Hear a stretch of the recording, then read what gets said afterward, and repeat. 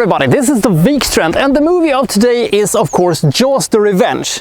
Now, this must be said before we begin. Somebody has to have had this idea. Somebody must have had to, written down the synopsis. Somebody must have written down, the script. Probably rewrote it, sent it to his mom who said, "Mom, is this a good movie?" She would look at it and say, "Yes, honey, it's a very good movie." And he would, took it to some coked up Hollywood producer who would say, "Yeah, figures, good to go." And the director would look at it and say, "Well, this is exactly what we're going to do." And then they forced the actors in this movie to actually say these lines. All of this happens. Jaws the Revenge is one of these notoriously horrendously bad movies that you're thinking, how the hell did they come up with this one in the first place?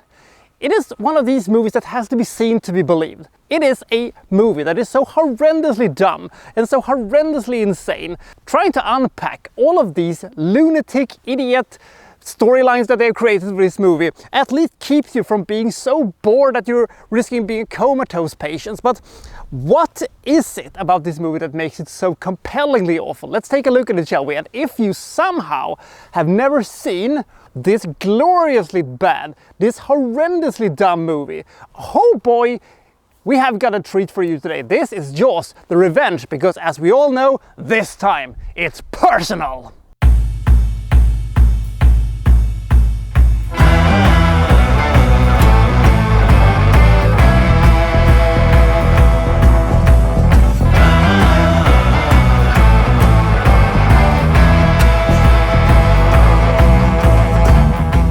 Jaws the Revenge pretty blatantly ignores the events that took place in Jaws 2 and Jaws 3, or Jaws 3D if you want to feel randy about it. And we're back on our, settings on Amity Island, and Sheriff Brody's son gets eaten by a shark in the beginning of the movie. This is, right before Christmas, and, everybody is sad and stuff like that. But Ellen Brody, Sheriff Brody's wife, believes that this is not, any normal shark attack. She thinks that this time it's personal because of the joint history, with the Brody family and the shark thing. Because, they have blown up and electrocuted the 3 sharks in the past. So, this shark is coming from specifically. This is a shark that is out for vengeance. Now, Michael Brody, her son, tells, Ellen that you're insane, sharks don't kill people. People kill people. But she won't hear about it and is, a bit catatonic and, doesn't feel joy in anything. So Michael Brody basically says to him, "Come along with me," and we go to my research center in the Bahamas. Because that's what you want to do to a woman who has just lost her, son in a shark attack and now believes that sharks are, after her family. Take her to a place with even more water. Why don't you go to Vegas? And so they set off to the Bahamas. But unfortunately for them, just as they have arrived there, the shark has followed them to the Bahamas in one day. And, is now plotting his revenge, I suppose. Let's try to unpack that for a second. So, the distance between the New England coast and Nassau in the Bahamas is 2,000 kilometers. That would mean that a shark at top speed would have to, do this trip in 35 days if he swam round the clock, not stopping for anything, at top speed. Are you fucking kidding me? That's the first problem we have. The second problem is that, are you fucking kidding me? So, you have 2 options in this one. Either option is very good, because A, the shark that Sheriff Brody and son has killed in the past, he was played by Dennis Quaid in the 3rd Jaws movie. Either this shark has survived being blown up twice and being electrocuted once, which would make him an immortal shark, which maybe explain a little bit why he is, being able to travel 2,000 kilometers in one day. But the other option is that, you know, sharks have been discussing, you know, killing the Brody family, and one shark just says, I'll eat the Brodies, don't worry about it, I'll eat them. Whew. So, you know, do sharks have, you know, grudges against certain people? Are they, you know, connected to the, you know, criminal sharks in Legend of the Titanic? Is that what we're having here? Because if we do, this is so stupid. Of all the stupid plot lines I've ever seen in a movie, whatever stupid storylines I've seen in movies throughout the years, this just might take the cake as the dumbest thing I have ever seen. The dumbest thing I've ever, you know, read. Somebody paid somebody money to write this. The fuck? And then, when they get to the Bahamas, things doesn't improve at all because, you know, the revenge. This movie is called Jaws: The Revenge. It is not called Jaws 4, it is called Jaws: The Revenge. Revenge. Meaning that he's going to, you know, kill all the Brodies. Right.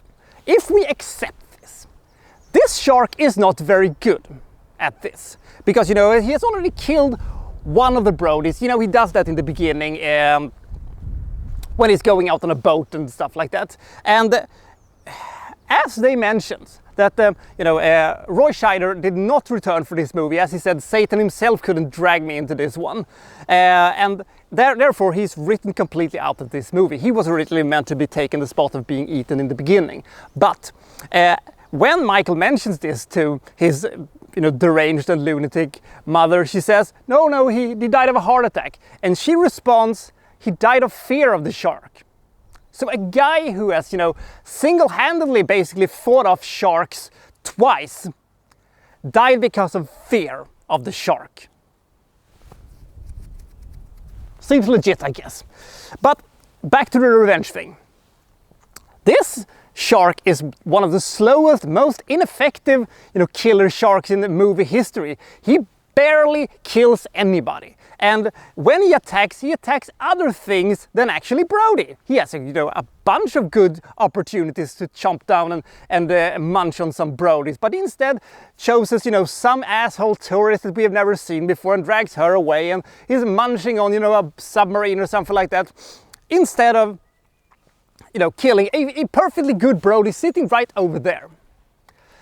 So, this movie has a dumb, stupid, amazingly dumb storyline. Furthermore, the shark attacks in this movie looks so lame and slow and uninteresting. Considering how slow this fucking shark is moving, I'm surprised it didn't take him 3 decades to reach the Bahamas, if he would have ever gotten there. By the way, speaking of getting to the Bahamas, can a white shark actually swim from the cold water of the New England coast to the much warmer tropical waters in the Bahamas and not, you know, have to adapt in some ways to the new surroundings?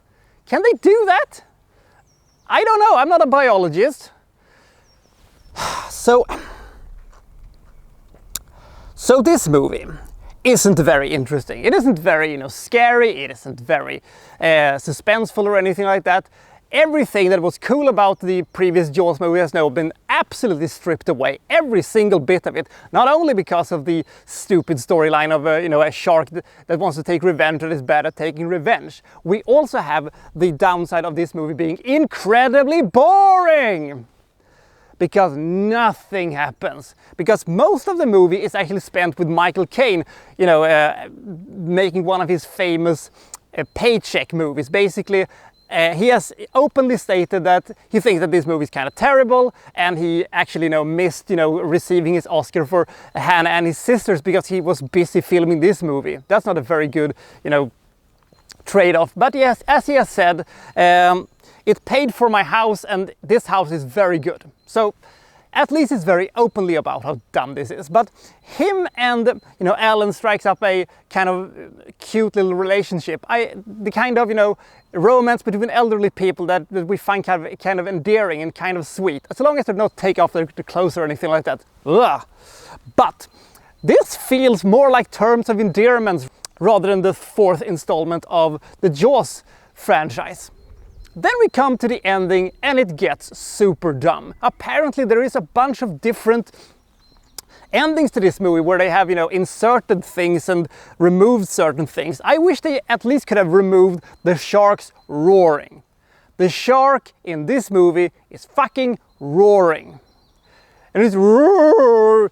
It's taken from an episode from 1949 where Jerry lets out roar when Tom has manhandled Tuffy a bit and, he beats the ever-loving shit out of Tom. They've taken that thing and spliced it into this movie. Good call, everybody. Gold stars. I don't know if what I've seen is the international version or the later version or the theatrical version or not, but it is just very dumb, very lackluster, and has not one, but two cop-outs. Fuck me! At least the movie is only 89 minutes long, so we don't have to suffer that long until we get to the very, very strange ending where the movie just kind of ends. It was like, do we do anything more? I don't know. All coke is out, okay, let's go. And then it feels like the movie just walked out on us and the movie just ends. And I'm very happy that they actually didn't do any more Jaws movies, because how could they, untop this one? Because I'm struggling to come up with a concept of a Jaws movie that would have been dumber than this one, that would have been lamer than this one, without involving aliens, time travel, or, supernatural elements to the whole thing. Should you see this movie? It is debatable, considering that A, this movie is bad in almost every conceivable way possible, and yet it has some kind of weird, this is so bad that I have to laugh at it charm that you have to see to believe how actually dumb this is. But it is also a very slow moving and very, very boring movie that you very, very fastly get really tired of and just wants it to end. A phoned-in Michael Caine performance is still better, however, than 60% of all serious attempts at acting. So we at least have that going for itself, and the story behind them is kind of nice, and you at least care a little bit for those two. But otherwise, Michael is one of the most bland characters of all time, and most characters in this movie spends most of their times being absolute dunderheads and, generally speaking, being clueless putts. This is one of the worst movies of the entire 1980s, and that is fucking saying something. I give this movie 4 points. These 4 points are mostly aimed towards how batshit insane the script is, and at least we have a Michael Caine performance, phoned in or not. It has to count for something. After some deliberations, I've come to the conclusion that this movie is actually the worst Jaws movie that has ever been made. It is worse than Jaws 3D, mostly because the shark at least looks a little bit better, even though it looks like an unthreatening chubby rubber shark, but it at least is a step up from the horrendously bad computer graphics that they did in Jaws 3D. Oh my sweet Jesus. At least Jaws 3 was a movie with a gimmick and a bit of a difference in settings. But otherwise that movie really sucked, but this movie sucked even more. So how would you make Jaws 5 if you ever had the chance to do it? I'm struggling to come up, as I said, with a concept that would have been as entertainingly bad as this one is. But I'll see you next time for, well, so-and-so reviewing, well, such and such. Thank you for watching. Thank you very much.